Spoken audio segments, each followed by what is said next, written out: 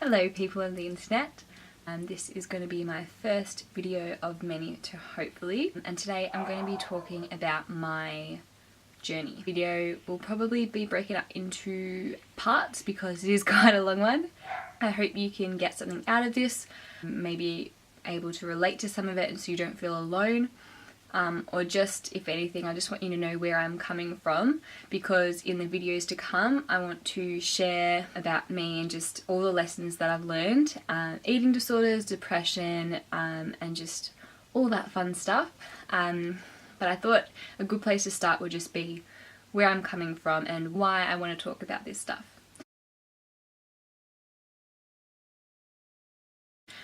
So, without further ado, let's get into it.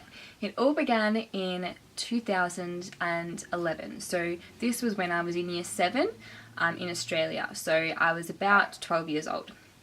I was a super competitive person. Always had been. Very into sport, music, drama, academic, everything you name it. And I wanted to do it, but not only do it, but I wanted to be the best. So in year 7, I came from a primary school where I was school captain. I was, the best volleyballer. I was popular. The best musician. To a high school, and yeah, just the best. The best. That's very up on myself, but I was kind of at the top of the pool, and I was excelling. I was top of the world. I thought nothing. I was invincible, and I loved it. I absolutely loved being in that place at the time.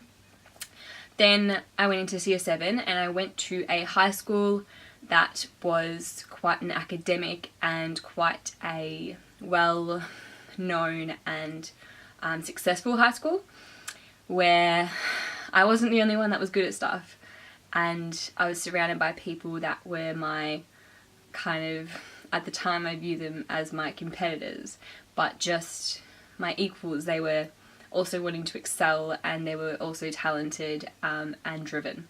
This at first was a challenge, but I decided regardless of who was there, I wanted to be the best. And so I enrolled in literally like everything and anything I could. So I was in about 6 string groups because I play violin and viola. So I enrolled in orchestras and quartets, and I got into like the senior orchestras. I also took up the oboe, and so I was in 2 bands, and I was also in 2 choirs. Then on top of that, I was in the volleyball team that played competitively, and I also did athletics. I also did the swimming, and then I also did the production in drama, and also really wanted to do well academically. So I was aiming for, A's, A pluses for all my subjects. I also wanted to be popular and have lots of friends and just be super cool. So start of year, all was going well. Let me just do this. Let me fix my hair. I was friends with everyone, really kind of social. I was doing well with everything. I was fine. I was loving it. I was super, super busy, but I loved it. And yeah, everything was good. Then the second half of the year came, and I started getting tired, and more tired and more tired, and I didn't know why. And things got harder and harder until the end of the year. I finished and I just wasn't myself. I wasn't able to do as much, and yeah, things were just becoming really hard. So we went to a few doctors asking questions. I got blood tests, all the physical, like all that sort of stuff. And then in early 2012 I got the diagnosis that I had chronic fatigue syndrome. So for anyone that doesn't know, chronic fatigue syndrome is basically a term that they give you when they don't know what's wrong with you, but we all have similar symptoms. So usually it's just constant fatigue, so not just like just being tired from like a late night or something, but you wake up and you feel exhausted, and throughout the day you're just exhausted. You have no energy, really, really tired, can't concentrate, can't focus, and yeah, you just can't really function at all. And then on top of that, people will get symptoms. So I had nausea and dizziness. Some people get headaches. I had headaches sometimes. Some people might have a sore throat. There's lots of different things that can happen along with the tiredness. But anyway, I was diagnosed with that. And honestly, I was kind of relieved. It was a really big relief to have a diagnosis to start with, because any of you know that have been sick, when people don't know what's wrong with you, it's really hard. And so to have like a label or just a word that explains why you've been feeling sick, it's not just in your head, because people started thinking it was in my head. It's really validating, and it's just like, okay, it's not in my head, like this is real. So that was really good. But it was also a relief, because I realize now that I had put so much pressure on myself to be the best at everything that I was wanting an escape. And this was an escape. This was an excuse to not have to live up to my own expectations. So in year 8, I did part-time school.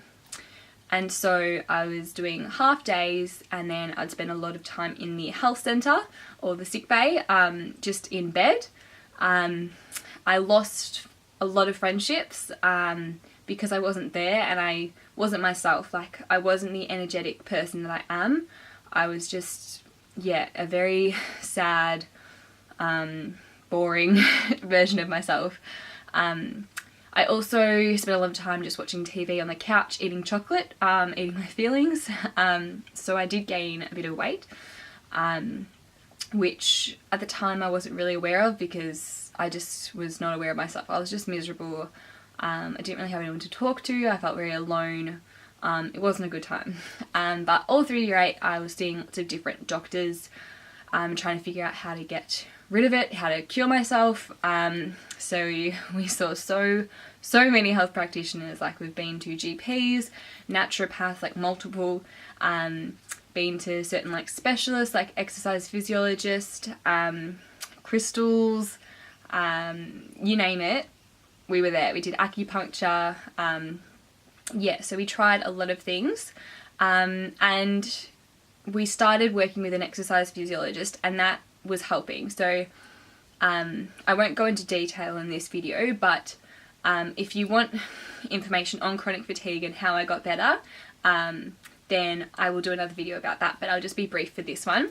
Yeah, I started getting better working with the exercise physiologist. So then by year 9, so this was 2013, I was able to start going to school more, able to form some more friendships. I kind of moved friendship groups away from the popular and just into a group that let me in, not really like knowing me.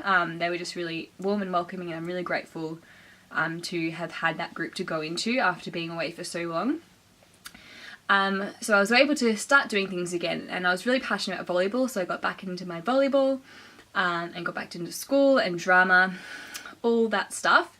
So things were starting to look up, and so I started going up, and it was all good. And then I became aware of my body.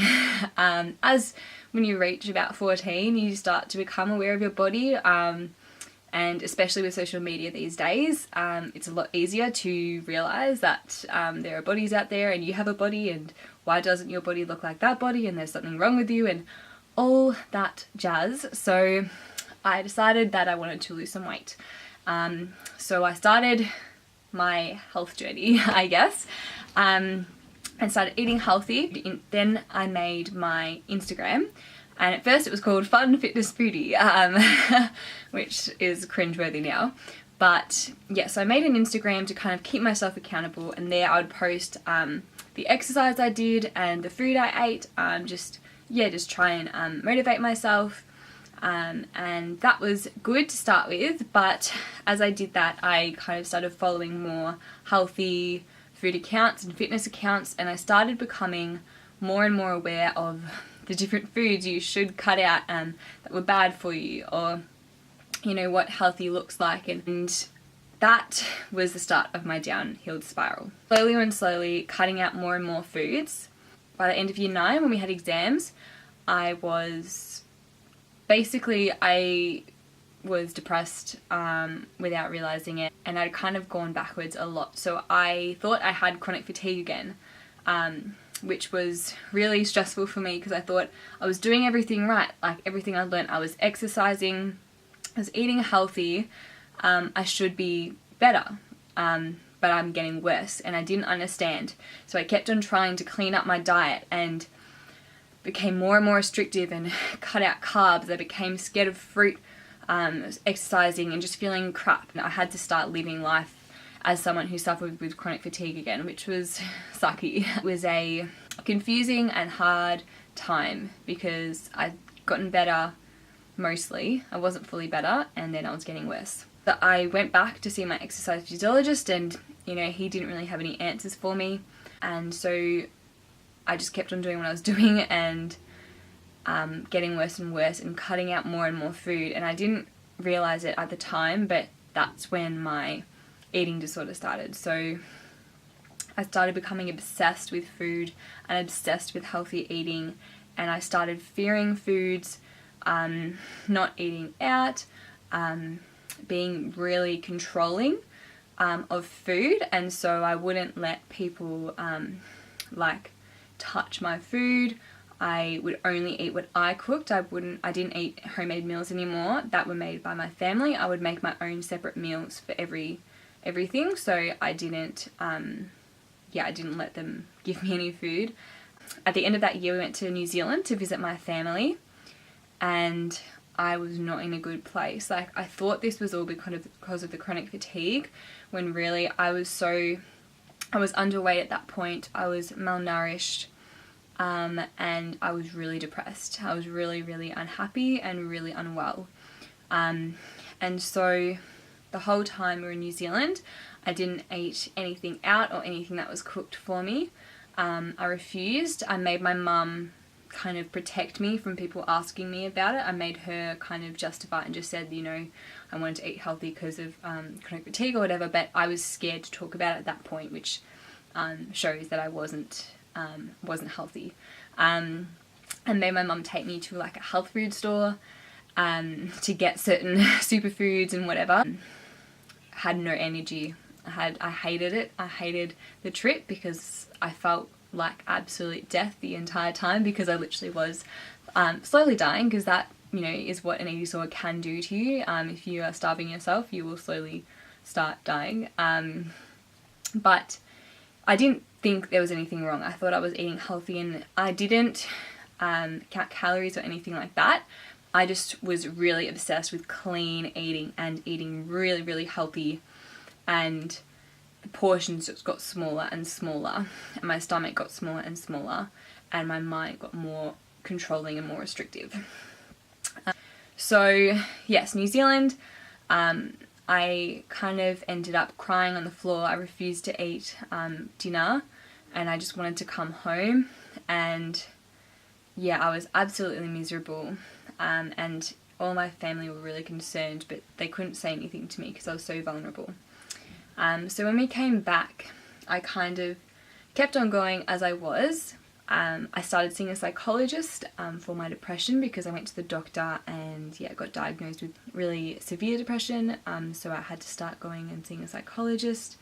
They wanted to put me on medication, but I refused because I was scared of anything that wasn't natural. But also I didn't like the idea of a drug controlling me and kind of accounting for how I felt. I wanted to get better on my own. So I started seeing a psychologist in early 2014.